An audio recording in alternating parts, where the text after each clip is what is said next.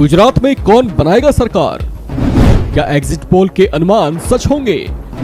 BJP, आप और कांग्रेस में कौन मारेगा गुजरात की बाजी? गुजरात में आज का दिन वो दिन है जब सियासी दलों की धड़कनें बढ़ी हुई हैं। आज बैलेट मशीन में दर्ज जनादेश साफ कर देंगे कि अब की बार गुजरात का चुनावी मुकाबला कौन फतेह करेगा। यहाँ बीजेपी से टक्कर आम आदमी पार्टी और कांग्रेस की थी। दिल्ली में नगर निगम चुनाव जीत जाने के बाद आप नेताओं का जोश उफान पर है। उन्हें उम्मीद है कि गुजरात विधानसभा चुनाव के अपने डेब्यू मुकाबले में उसे सफलता मिलेगी। अलबत्ता ये और बात है कि गुजरात एग्जिट पोल के अनुमानों में आम आदमी पार्टी को तीसरे नंबर की पार्टी बताया गया है, जबकि सभी एग्जिट पोल्स ने बीजेपी के पूर्ण बहुमत से जीत की ओर इशारा किया है। वहीं कांग्रेस को दूसरे जबकि आप को तीसरे पायदान पर रहने की संभावना जताई गई है। अब बस बेताबी से इंतजार है काउंटिंग सेंटर्स पर बैलेट मशीन्स के खुलने और मतगणना के शुरू होने का।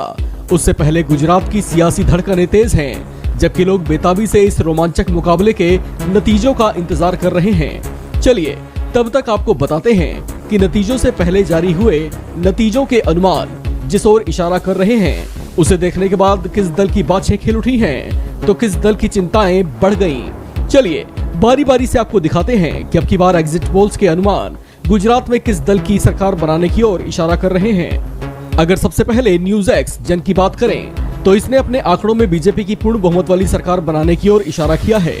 न्यूज एक्स जन की बात ने बीजेपी को 117 से 140 सीटें, कांग्रेस को 34 से 51 सीटें, आपको 6 से 13 सीटें, जबकि अन्य के खाते में 1 से 2 सीटें जाने का अनुमान जताया है।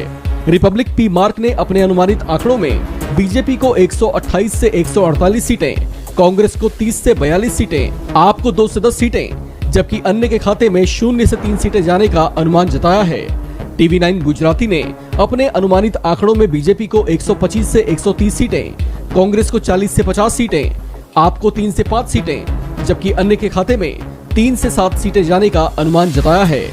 गुजरात विधानसभा चुनाव को लेकर जारी हुए एग्जिट पोल्स के इन अनुमानित आंकड़ों ने एक साथ बीजेपी के पक्ष में बनते हालात की ओर इशारा किया है।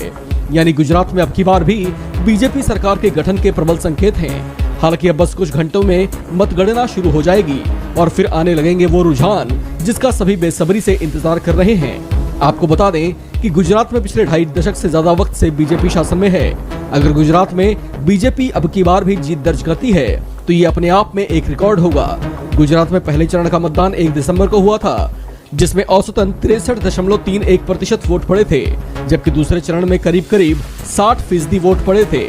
इस तरह से गुजरात में कुल वोट पिछली बार की तुलना में कम पड़े हैं, लेकिन स्थितियां बीजेपी के पक्ष में ही बनती दिखाई दे रही हैं।